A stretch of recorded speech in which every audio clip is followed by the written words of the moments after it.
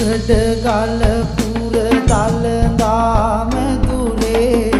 කප් සිටුවාන් අරඹන තේවාවේ කසකරු පෙරමුණ පන්දම දිලිසේ එක්වෙමු සාදු කියා